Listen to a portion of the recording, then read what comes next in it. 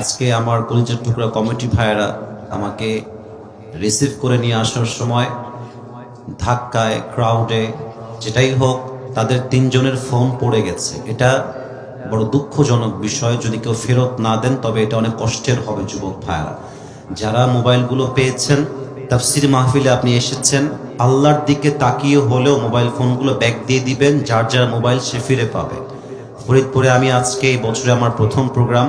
গত বছর এসেছিলাম কোনো এক জায়গাতে, এটা আমার প্রথম এই বছরে।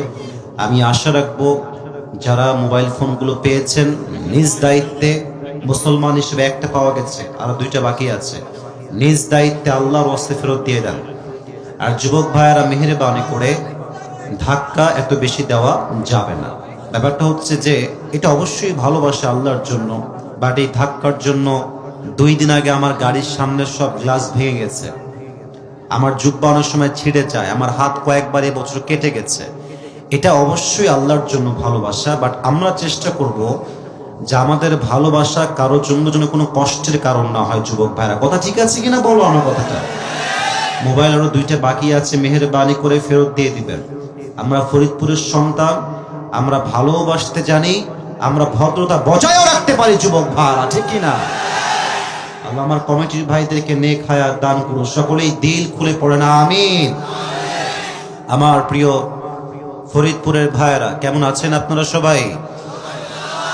আমাদের এই মাহফিলে পরিচালনা রয়েছেন মাওলানা মেহেদি হাসান ইমাম, জ্ঞানদিয়া মোল্লাবাড়ি জামিয়া মসজিদ। আমাদের হুজুর কোথায় আছে? ইমাম সাহেব কোথায়? হুজুর কোথায়? একটু দেখতে চাই হুজুরকে। মাশাআল্লাহ। হুজুর, আপনাদের চেয়ার কই? আপনারা নিচে কেন বসে আছেন? হায় হায় হায়, হুজুর আব্বাজান বসেন বসেন, আমার সিনিয়র হুজুর। মাশাআল্লাহ। আল্লাহ তাআলা মেহেদি হাসান ভাইকে কবুল করুন। সকলে পড়া আমিন। আসলে আমাদের উচিত, আমি কথা বলছি, কেউ ডানবাম করবেন না, আমাদের উচিত আলেমদেরকে যথার্থ সম্মান করা। আমি আসলে কিছু কথা আজকে শুরুতে না বললে আমার কলিজাটা ঠান্ডা হবে না। বিষয়টা হচ্ছে আমাদের দেশে, রাগ করবেন না আমার ফরিদপুরের ভাইয়েরা, আমাদের দেশে জ্ঞানের চাইতে, ইলমের চাইতে, আমলের চাইতে ভাইরাল ব্যক্তির দাম বেশি। খুব দুঃখের কথা এটা। আসলে উচিত ছিল ভাইরাল ব্যক্তির চাইতে যোগ্যতা সম্পূর্ণ ব্যক্তিকে সবচেয়ে বেশি দাম দেওয়া। যুবক ভাইরা, ঠিক কিনা বল? মাদ্রাসার প্রিন্সিপাল বুখারী পড়ায়, তিরমিজি পড়ায়, মুসলিম শরীফ পড়ায়, আবু দাউদ পড়ায়, কত ইলম, কত যোগ্যতা তাদের। তারা ওয়াজ মাহফিলে আসলে লোক আসে না, কথা শুনতে চায় না, বিশৃঙ্খলা করে, মানুষের জামায়াত বেশি একটা হয় না। আর ভাইরাল বক্তা যে, যার ওয়াজ টিকটকে পাওয়া যায়, ফেসবুকে পাওয়া যায়, ইনস্টাগ্রামে পাওয়া যায়, ইউটিউবে পাওয়া যায়, ইংরেজি বলে, বাংলা বলে, উর্দু বলে, জামা কাপড় ভালো পড়ে, মানুষ ভাবে এটাই মনে হয় সবচেয়ে যোগ্যতা সম্পন্ন। অ্যাবসলিউটলি রং আইডিয়া। এটা যোগ্যতার কোনো মাপকাঠি নয়। সবচেয়ে বড় আলেম তো সেই আলেম যাকে দেখলে আপনার দিলের পথে ফিরে আসতে মনে চায়। যুবক ভাইরা, ঠিক কিনা বলো? এই ট্রেন্ড চেঞ্জ করে ফেলেন। যোগ্য আলেমকে আল্লাহ তাআলা আমাদের সবাইকে সম্মান করার তৌফিক দান করুক। আমরা সকলেই দিল খুলে পড়ছি আমিন। আমি আসিফের কোনো যোগ্যতাই নাই, আল্লাহ তাআলা তার বিশেষ মার্সি, ব্লেসিং এন্ড বাউন্টিজ এর মাধ্যমে আমাকে এখানে বসার সুযোগ দিয়েছেন। অতএব ভাবের কোনো কারণ নাই, অহংকারের কোনো কারণ নাই।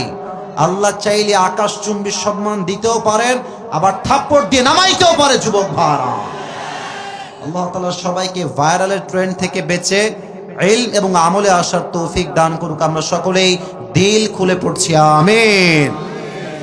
আর অন্য কোনো কথা বলতে চাই না। ভূমিকায় কিছু কথা বলেই আমি আমার মূল তাফসীরে ফিরে যেতে চাই। আমার যুবক ভাইয়েরা, আপনারা কেমন আছেন সবাই? আলহামদুলিল্লাহ, আল্লাহর রহমতে আল্লাহ তাআলা আমাকে অনেক ভালো রেখেছেন। আমি যা দেখতে পাচ্ছি ডানে বামে, আমার সামনে, ওইদিকে যত অডিয়েন্স আজকের মাহফিলে এসেছে, if I am not making any mistake, যদি আমার ভুল না হয়, তাহলে এখানে 80 ভাগেরও বেশি কলিজার টুকরা যুবক ভাইরা আজকের মাহফিলে এসেছে। ইসলামের বিজয় যে সুনিশ্চিত, এটাকে আটকে দেওয়ার সাধ্য যে কেউ রাখে না, এটাই তার স্পষ্ট প্রমাণ। যুবক ভাইরা, আমার যুবক ভাইদেরকে আল্লাহ তাআলা ওমরে ফারুক রাদিয়াল্লাহু তাআলা আনহুর মতো ইসলামের সৈনিক হিসেবে কবুল এবং মঞ্জুর করে নিক। সকলেই দিল খুলে পড়ছে আমিন। সবাই একটা কাশি দিয়ে গলা ঠিকঠাক করে নেন। একটা তাকবীর দেন সবাই মিলে, লিল্লাহি তাকবীর।